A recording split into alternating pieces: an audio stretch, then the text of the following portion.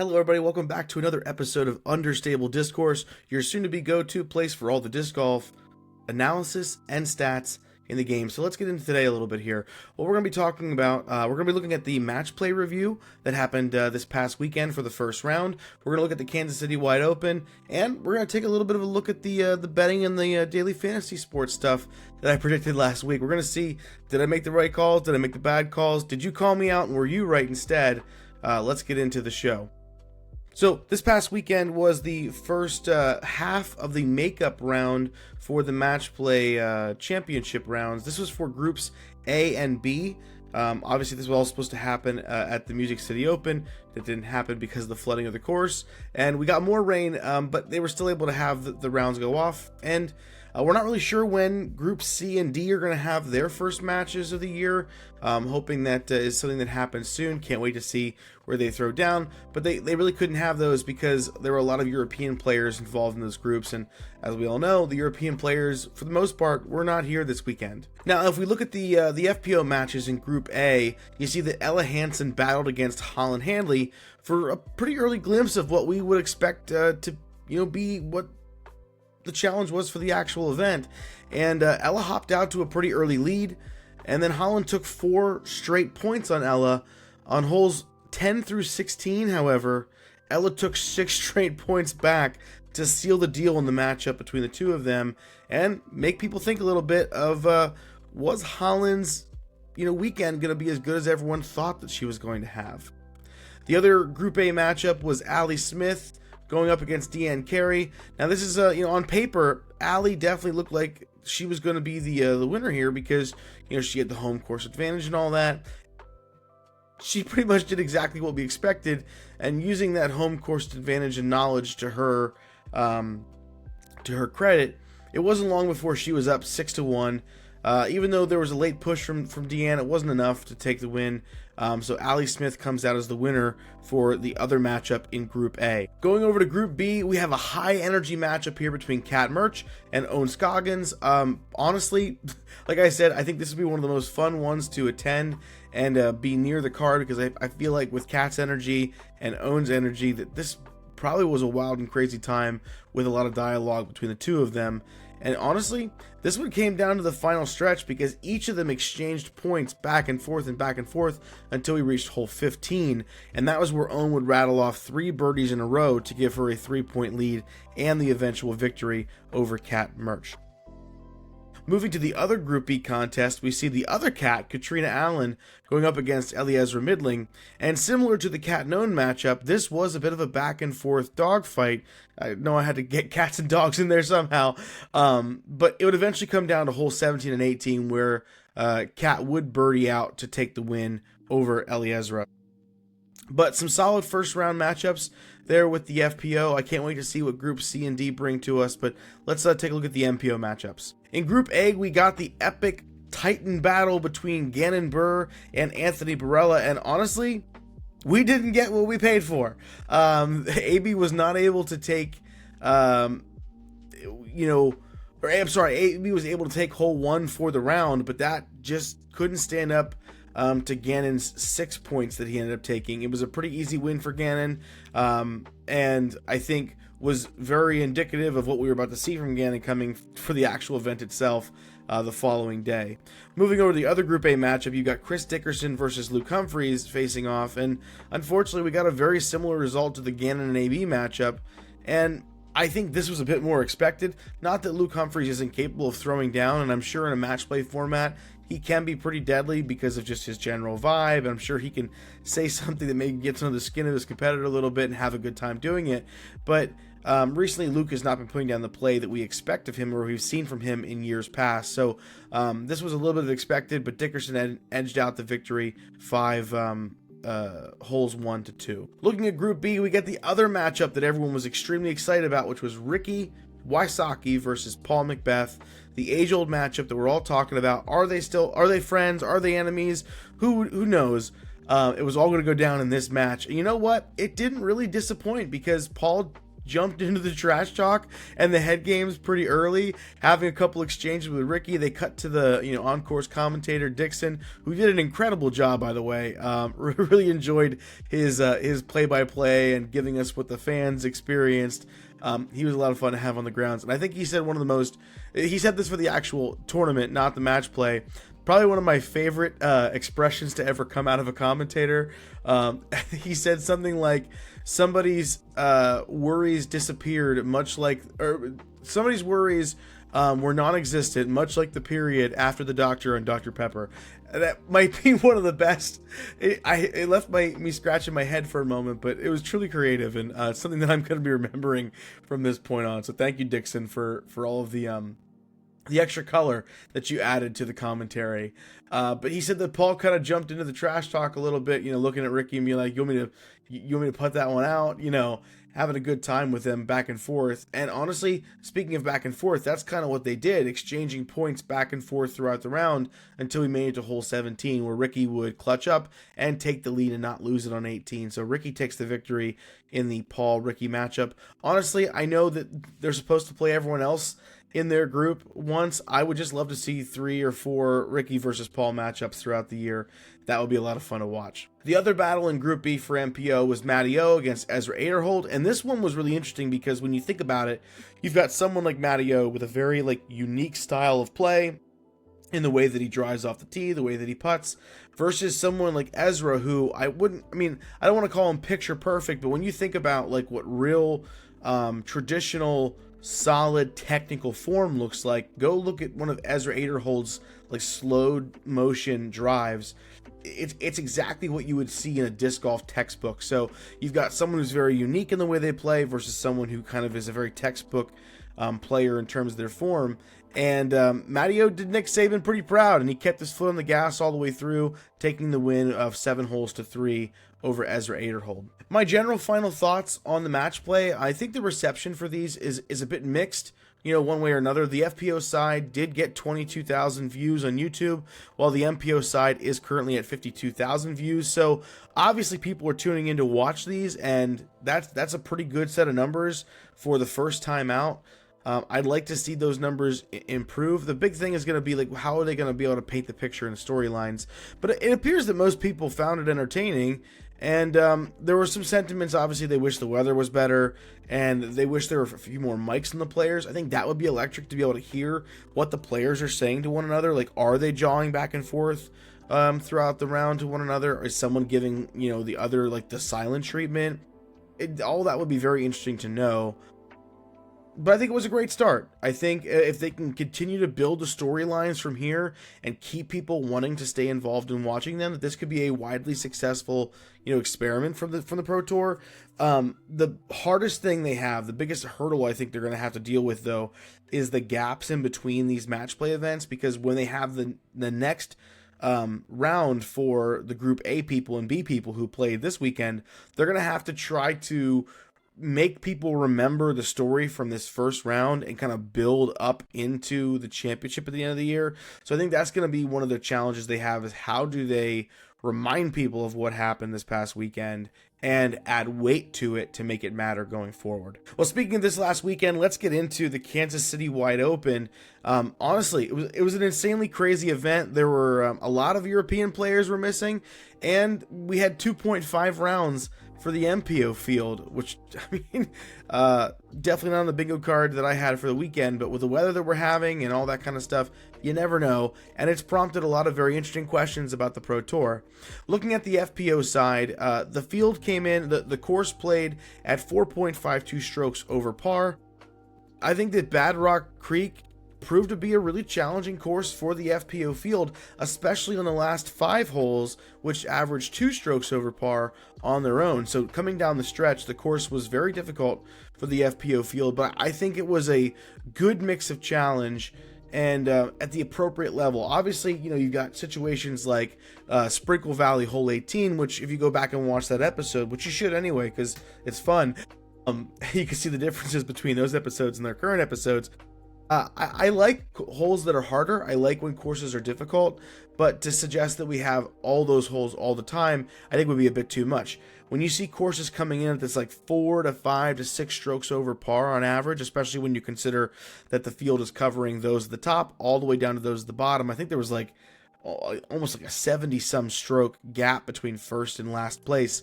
I think that 5 or 6 strokes, over par is a really, really great place to land for the FPO field. So I was happy to see some difficulty and, have them challenged in their own, I think, specific way. Two of the very consequential holes, though, that defined a lot of the rounds for the FPO field come in that final stretch that I originally talked about of the last 5 holes. And looking at the first of those was hole 14. Now, hole 14 is a 701-foot par 4, kind of looking like a bit of a horseshoe, where drives need to be made. They kind of get past the corner to open up a second shot into this like smaller green with a bit of a drop off behind it. It's set up on stone. It's really pretty. I'd love to see the water come up all the way to the stone behind the basket, but for what we had, I think it was a really well designed hole. And the thing is, if you can't make it to the corner on the drive, you really don't have much of a line to get to the basket. So this hole proved pretty difficult for the FPO field, as we know that distance can sometimes be a struggle for them. But it was kind of right at that perfect place where, if you had the distance, you could get yourself an advantage. If you didn't, you could still give yourself an angle, but it may be a more difficult shot. I think the field did an excellent job. Like if you see here on screen, the field did an excellent job of hitting the fairway, but they just couldn't get their second shots to land in C1, and they barely got them to land in C2. So getting a birdie on this hole really separated you from the field, and taking a bogey or worse really lost you ground, because par was the answer for most players. So I think this was a hole where there was a lot of good score separation, where you were rewarded for playing it very, very well, and you were unfortunately punished if you did not play it well, if you didn't play safe. Because obviously, if you want the par, you don't have to make the corner. Just have a great shot that lands in the fairway, have a second shot that sort of pushes the corner a little bit, giving yourself something that's like inside 200 feet to the basket. Get your layup, tap it in, get your par, move on. So this hole had a little bit for everybody, whether you want to be aggressive, whether you want to play safe, and if you messed up, you really messed up. So that's hole 14. Now the bookend side of that, on the other side of the 5-hole stretch to finish the round off, you've got hole 18, which was another really, really big difference maker for the FPO field, with 2 and 3 stroke swings, not being off the table on this hole. So you can see here that once again, the field didn't have an issue hitting the fairways at 89%. It was that approach to the green that killed a lot of the attempts on the hole. And because of that, I love when holes do this. You almost have this perfect split of 26% getting birdies, 26% getting pars, 29% getting bogeys, and 19% getting double bogeys or worse. It kind of splits the field up perfectly into those 4 quarters and makes it so that birdie is just, it's a coveted birdie. It's really good. It's indicative of 2 incredibly well placed shots. Pulling off a very nervy third shot and then hitting a putt. I think you should be rewarded when you get birdies like that. And then also at the same time, if you don't play the hole well, if you don't manage your throws, you could end up in that double bogey range. So I really like hole 18. It was a great way to finish the round off. And needless to say, the stretch from holes 14 to 18, they were a real test for the FPO field. And a big testament to that is that the podium finishers, so your top 3 finishers for the FPO division, they only got 14 out of the 45 possible birdies on that stretch for the event. The winner of the event would only get 2 of the 15 available birdies. So that closing stretch meant a lot for a lot of players this weekend as to whether or not they made the cash line or found themselves successful in the top 10. Now, speaking about the winner, let's get into round 1 here. So coming out of the gates really, really hot in round 1, Holland Hanley really started to create a pace that others struggled to match around her. And by hole 9, her score was already better than what all but 2 of the other competitors would finish with. She kept that same momentum going through the back 9, leading her to a brand new course record of 8 under par. And close behind her were people like Owen Scoggins, who actually put down 100% putting in C1X. We're going to see that happen a bit more throughout this event. And Ella Hansen, who was 4 for 6 in birdies on the final stretch. That really tough stretch we talked about? Ella Hansen was 4 for 6 in birdies in the final stretch. And they found themselves only a few back of Holland. But little did they know that Holland wasn't the only one they have to worry about, because there was a shark in the waters. Going into round 2, barring a couple of bogeys from Holland on holes 2 and 6, she was able to stay very strong down the stretch and retain her lead over the field. Ella did okay to keep pace, but she found herself 4 strokes back at the end of the round, and that shark I was talking about, yeah, propelled by a 13 for 13 perfect putting stretch in C1X, the recent phenom Cadence Burge matched Holland's round, bringing her up to a tie with Ella at just 4 strokes back. And honestly, on this course, with the way it goes and the way that final stretch goes, 4 strokes, I wouldn't call that insurmountable, so we definitely had ourselves a match going into the final round. Round 3, there were only a few holes into the round, and both Cadence and Holland really began to separate themselves from the field. Not necessarily by a massive score margin, but just by the way they were playing, the overall composure. And despite Holland going one over par in the last 5 holes, Cadence's bogeys on holes 2 and 6 would be enough to hold her back from that final push to press Holland and cause some kind of a tie. And it's very interesting when you think about it that the 2 holes that hurt Holland Handley in round 2, which were holes 2 and 6, they ended up being the holes that would save her a bit in round 3, as Cadence would get the bogeys on holes 2 and 6. However, despite that, Cadence would still shoot the hot score for the final round, adding another perfect C1X percentage performance, going 12 for 12. But Holland did enough to cruise to her second victory of the year and keep her podium streak running, which is extremely impressive. And I want to go out I'll go off script a little bit here. A lot of people are coming in and they're kind of discrediting Holland's win, or they're putting the asterisk there by saying that, Kristen wasn't in the field, Silva wasn't there, Evelina wasn't there. There were still plenty of competitors in this field. The way that Holland handled herself, the way that Holland handled herself all throughout the event, I think showed that she is a competitor who's ready to throw down with Kristen time in and time out. There definitely were a bit of nerves that we could see during that final stretch in the final round, and as Holland continues to develop herself, because remember, she's not been playing on the Pro Tour as long as most people think she has. There's a lot of room in her ceiling to grow, and I think that before too long, she will eventually eclipse that spot and be the top player in the world. But right now, she still has to keep going through Kristen. But this weekend, no diminishing the win. It was huge for Holland, so big congrats to Holland for taking it down. Now, hopping over to the MPO side, there were several very predominant storylines this past weekend, first of which was the abbreviated third round due to the weather. So the problem was there was a delay that pushed a lot of the leaders to having to wait. And then as they were just about to get back onto the course, the horn blows again, and they now have another delay. And the DGPT is faced into a position where they have to make a choice. Do they cancel the final round? Do they push the event over into Monday? Neither of those seemed like the wise choice, so they decided to play on with just 9 holes counting for the round. And that means those who finished already would only have the first 9 holes count for their score for the event, and it would now be unsanctioned as a round, because you need 13 holes for it to count as a sanctioned round. Now, this would be helpful for some people and kind of problematic for others. A great example there is Ryan Mulder, who shot 6 over on the back 9 and had moved himself way out of cash line, but he had that erased because of this, and it moved him back into cash for the event. Conversely, Braden Sides, who was 5 back from the cash line to start the round, used the back 9 to claw himself and become firmly in and safe above the cash line, only to have that ripped away from him and to fall outside of cash for the event. It's extremely unfortunate, and arguably it's a decision that I don't envy having to make as organizers for an event, and they felt that 9 holes was better than no holes. Because let's be honest, moving it to Monday, that's not remotely feasible.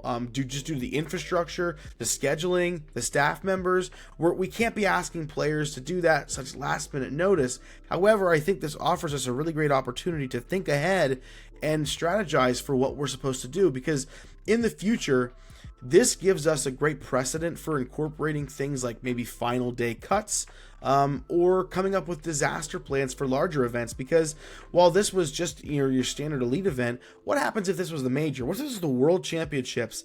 Are we going to cut that final round down to 9 holes, or are we going to stretch it into Monday? So I think they have to come away from this. The DGPT has to take lessons from this event and incorporate them into some kind of plan going forward in the future. And I know that Jeff Spring and the guys over there, they're pretty clever, and I'm pretty sure they're taking that away, and they're already having this conversation if they haven't had it already and figured out what the game plan is going to be going forward. Now let's talk about the actual play itself. The course played pretty hard for the MPO, coming in at 0.62 strokes over par, and that may seem really tiny, like it wasn't that difficult at all, but remember that most courses average under par for the MPO field, and while yes, once again, I'm going to say it, there were Europeans missing from the field, not so strong of a removal that you took away top 10. I mean, you got Nicholas and you've got a few other guys up there, but for the most part, the entire strength of the MPO field was here. So to have it play over par just shows you the course was definitely playing difficult this weekend for the MPO field. But for round one, you know who didn't care how hard the course was playing? Gannon Buhr, because whether it was him being sick of the narrative that's been built up this year that maybe he's not going to get a win this year, or he's not as good as he was before, or just pure grit on his end, he came out of the gates hot with 6 straight birdies, and they weren't big putts. He wasn't clutch from deep circle 2. He was parking every single hole he attempted, and you know, that's probably why he went 12 for 12, 100% putting from C1X for the round. But then he would go on to get more birdies and more birdies and more birdies, putting together an absolute blistering course record of 14 under par, which would end up being, you know, double what those behind him were even able to accomplish. Kyle Klein was the only one who was inside that double mark, by finishing 8 under par, but you got Paul McBeth and Ricky Wysocki tied at half of Gannon's score, 7 under par, those 4 making up the lead card going into round 2. Now, fortunately for the overall mental integrity of the entire field, Gannon only shot 9 under par in round 2 and didn't replicate his 14 under, but he also continued the trend and stayed 100% from C1X. And the big question that we all have in our minds is, did the field use this as an opportunity to gain strokes on Gannon, to catch him, to give us a challenge? No, they certainly did not. Both Paul and Ricky matched the 9 under par, keeping themselves at 7 strokes back of Gannon, but nobody else was really even able to touch that, yet Ezra Aderhold hopping up onto the lead card for round 3. Now round 3, or at least what we got of round 3, was the 9-hole round, playing on the front 9 of the course exactly as it is. And there was a general feeling in the air that 9 holes would just never be enough to make up this 7-stroke lead that Gannon had created for himself. That was until the round started, because almost immediately Gannon found himself in a very tough spot off the tee, and even though he scrambled his way to a roughly 25 to 30 foot putt for birdie, he left it low and just shot right off the basket into the water. It kind of looked a lot like the putt that he missed at the second round for the Masters Invitational with the nubless baskets, where it just ricocheted off into the water. He was probably having some degree of PTSD flashbacks there, but he got the bogey. Did Ricky and Paul get the birdie? No, they didn't. So they took 1 stroke there, but they could have taken 2. Moving over to hole 2, Gannon hit one of the wooden posts on the edge of the gap, sending him off into the brush, and he salvaged a pretty great upshot, and he cashed a deep putt from circle 2 to save the par. Did Ricky and Paul get the birdie on that one? No, they didn't. In fact, Paul missed his birdie putt from about 25 feet, so they didn't really capitalize on hole 2. However, I will say hole 3 is where things got kind of interesting, because Gannon leaves his second shot a bit too wide, landing out of bounds and going out of bounds really early. There was some debate whether or not he crossed the inbound section of the FPO green. He never advanced up to it. He just took his next shot, and he barely made it inbound, short left of the basket, which he would go on to miss that putt and card himself a double bogey for the hole. And this time, Ricky would hit a big circle 2 putt, raptor legging himself all the way to the basket for birdie, and Paul had a tap in for birdie, and now the lead was down to 3 strokes, and Gannon was clearly and visibly frustrated. Hole 4 felt like sort of a get it off your chest kind of hole for Gannon. It was a very, very standard hole, with everyone getting par, and the only thing to really note on this hole was that Paul McBeth had an opportunity to sink a slightly obstructed C2 putt to build pressure on Gannon, but he instead decided to lay up, which Gannon himself said seemed very uncharacteristic of the Paul that he had known in the past. So it's very tough, because Paul hit a massive C2 putt from an even worse spot in the previous round, and just I don't know, just didn't seem like he wanted to run this one, and maybe was hoping that Gannon Buhr, arguably the best player in the world right now and one of the most talented players that we've ever seen, was going to choke the rest of the round. I don't know. I'd love to know what Paul's thoughts were there, laying that one up. And this is where I think the narrative definitely was not in Paul's favor, if that's what his mentality was, that Gannon would keep playing poorly, because hole 5 is where the whole paradigm would shift for the final time. So Paul steps up, he throws a really great tee shot, looks fantastic. Ricky throws a serviceable tee shot that is in an okay spot. Gannon steps up and throws a perfect tee shot. Just that moment when it comes out of your hand, and the first second it's out of your hand, you're like, that's what I wanted. And he outthrows Paul a little bit, and it's in a perfect spot. Now Paul tries to just absolutely crash the basket, going up over the top of everything. It was an electric moment. It could have been crazy, but Gannon steps away with the birdie on that hole, and from there you could see the comfort start to set in, as with that hole he would go on to birdie 4 of the next 5 to close the round and glide to a pretty comfortable victory, including an insane upshot on hole 6 that, from the angle that we had from the cameraman, didn't really do it justice. From there it looked like he got really lucky. Gannon said had the camera been placed 20 feet to the right, you would have seen the gap that Gannon was playing for, and he's like, people will never understand how good of a shot that was, except for those who were on the card playing there with me, or the spectators standing off to the right there. So it's a shame we didn't get that angle for it, but I'll take his word for it. It was a pretty incredible shot. But like I said, with that, Gannon gets his first tour win of 2025. Now, as for the event itself, all the rain and the shortened round aside, I loved it. I'm a big fan. I think this course continues to be one of my favorite out there. I know it hasn't been like on tour. It's been a Silver Series, it's been a Q Series event, but we've been able to watch it on coverage to some degree for the past several years, and it continues to be one of my favorites. So I hope it stays on the tour for years to come. I hope it's slotted right in this spot, maybe posted up a little bit earlier in the season. We'll see how that goes, but I really, really hope that we will be returning for the Kansas City Wide Open next year. So we covered the event. Let's take a look at how the finishing place line calls went from last week's show. As you know, last week, if you haven't watched last week, go watch it. But last week I put up the underdog lines for the KCWO and kind of just took a gut reaction crack at where I thought players would finish. And one of the things to note is that these lines get adjusted every day, sometimes multiple times a day, as people place their bets as you get closer to the event. So we're going to look at the calls that I made at the time the lines were set at my recording. We're going to see how we did. So we're going to be doing this every week. It's going to be a lot of fun, and obviously, like I said before, if you're going to get into the sports betting, you got to do it responsibly, and I'll read you the riot act next time we talk about for the Champions Cup. But let's look at the picks themselves. On the FPO side, I said that Missy Gannon was going to finish worse than 3.5, and she ended up finishing in 4th, so we got that one. Holland Hanley to finish better than 2.5, she got 1st. That's another check in my direction. Rebecca Cox to finish better than 9.5. Unfortunately, she did not. She finished in 13th place. And Kat Mertz to finish worse than 6.5. She finished in 6th. So I just barely did not get that one. But I had Owen Scoggins to finish better than 4.5. She finished in 5th, which was once again this close. So we got pretty close on that one. Haley King to finish better than 7.5. She finished 10th. It didn't work out for me. Ella Hansen to finish better than 5.5. Ella got 3rd. And then Natalie Ryan to finish worse than 9.5. And Natalie ended up taking 11th place. So if you're doing the math, follow along. I was 4 for 8 for the FPO division. 50%. We're batting 500. If I was an MLB player, that would be incredible. But 50% is still a failing score on most tests. But I'll take it for now. Let's maybe I got lucky. Maybe I really dominated the MPO picks. Let's take a look at those. So on the MPO side, I said that Chris Dickerson would finish worse than 12.5. In hindsight, not a great call on my end. He finished in 6th. I had Gannon Burr finishing better than 3.5.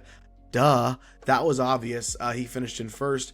Anthony Barella to finish worse than 5.5. I told you guys, Anthony Barella and the rain do not mix. I think that maybe Anthony Barella is like hydrophobic and he just can't be out there with the rain. He finished 15th. Ricky Wysocki to finish worse than 5.5. He finished in 2nd. Don't at me on that one. Ricky's not had the greatest year in the world. 6th place and out. Not a crazy stretch to say he would have finished there. Ezra Robinson to finish better than 7.5. Yeah, he finished 24th, so we weren't even close on that one. Paul McBeth to finish better than 6.5. He got 3rd. That makes complete sense to me. Calvin Heimberg to finish better than 7.5. He got 6th. Called that one. Told you he was going to bounce back a little bit on this particular event. And then Isaac Robinson to finish worse than 9.5.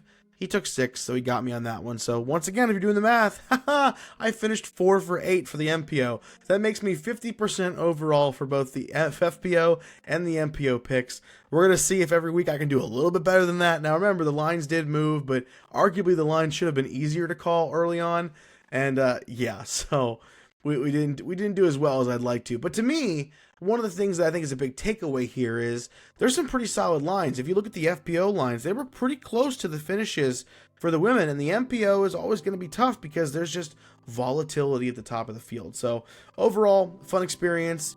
But I didn't do too bad on the daily fantasy. Let's talk about that quick. Over on the Hold My Bag, which is where you pick, your team of players to represent you for the event based on the tiers that they're in. I made some picks last week, and I finished 5th place, or tied for 5th place, out of 2,910 participants. So, yep, see, even though I finished 50% on the underdog lines, I still relatively know what I'm talking about. So, tied for 5th, pretty cool, pretty awesome about that. I'm going to throw my team back up here on the screen so you can look at them. You may notice that my tier 5 pick was changed. I had initially picked Kale LaVisca for the event. I was notified by Hold My Bag that Kale LaVisca had dropped out of the event, and I decided to plug and play Zachary Nash. Now, first of all, how cool is that? Hold My Bag, I put in a pick, and then I get an email notifying me, hey, the pick you made, he's not playing anymore. So you have until the event starts to pick somebody new, and if you don't, then you're automatically going to get selected to this player, who is the top person ranked in tier 5. So I think that's really cool. They do that kind of stuff. But going down the rest of my team, Gannon finished at the top of tier 1, so I got that one called. Chris Dickerson was 2nd best in tier 2. The only two who did better by 5 points were Eagle McMahon and Joey Buckets, but still, I picked number 1 and I picked number 2. Gavin Rathbun finished top in tier 3, and Sullivan Tipton finished top in tier 4. So yeah, I got 1st, 2nd, 1st, and 1st in terms of the picks, and the only area that probably could have catapulted me to success is tier 5, where I chose Zachary Nash, who still was 5th in tier 5, and tier 5 is often the biggest of the tiers, so that's still a pretty good pick on my end. And the people who finished in 4th, 3rd, and 2nd in that tier, they weren't very far off points-wise. The obvious choice by a mile was Harry Chase, who finished far ahead in points above anyone else in tier 5.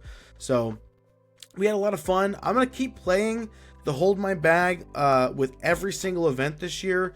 Let me know if you played and how you did. And listen, if enough of us play and we find out that we really enjoy this, I'll create a league over there, Hold My Bag, and we can have ourselves a little Understable Discourse throwdown, and maybe I'll put up a prize for the person who wins. Like if you think you have what it takes to take down the guy who finished tied for 5th out of 2,900 plus people. So if you think you got that in you, you want to step up, then come on in, play Hold My Bag this upcoming week for the Champions Cup, and let me know how you did in the comments section down below. Funny enough, that wraps it up for our episode this week. It's a bit of a shorter one for you. We had a singular event. We don't have anything coming up this upcoming weekend to play in. We got Champs Cup the following week. We'll take a look at that. But next week, we're going to be taking a preview of the Champions Cup, the first major of the year. We're going to deep dive into it, talk about who we think is going to win.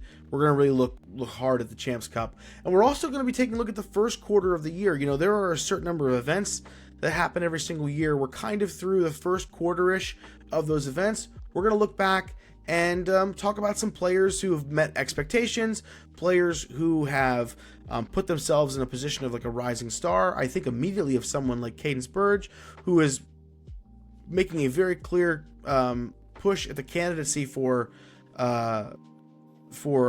it's completely going across the most improved. That's the one. Thank you, everyone out there who sat behind your cameras, all 12 of you, for saying for yelling at the screen that most improved. Yeah, I think she's a huge candidate for most improved already this season. And then we'll also talk about some players who I think are grasping at straws and they're just nowhere near where we expect them to be at this year. So we'll talk about that next week. But listen, if you like the content, you're having a good time listening to these, it'd be great if you give us a like. Don't forget to subscribe. It's the easiest way to support the channel here, and we're trying to grow. We're trying to get better. Every single episode, we're trying to add a little bit more. I've got some fun things planned as the year goes on. Some things that I want to start doing, incorporating some video. I have some people that I want to get on the show to do some guest interviews, to bring on some players on tour, to talk a little bit about their stats, what they think about their stats, to bring over maybe some other, personalities within disc golf, to have them on here to talk a little bit about this kind of stuff. And then I want to do some other fun things, maybe some contests with you out there who are watching. But I care about you guys and gals all having a good time while we're here. So once again, thank you for listening in this week. Thanks for checking us out, and we'll see you next week.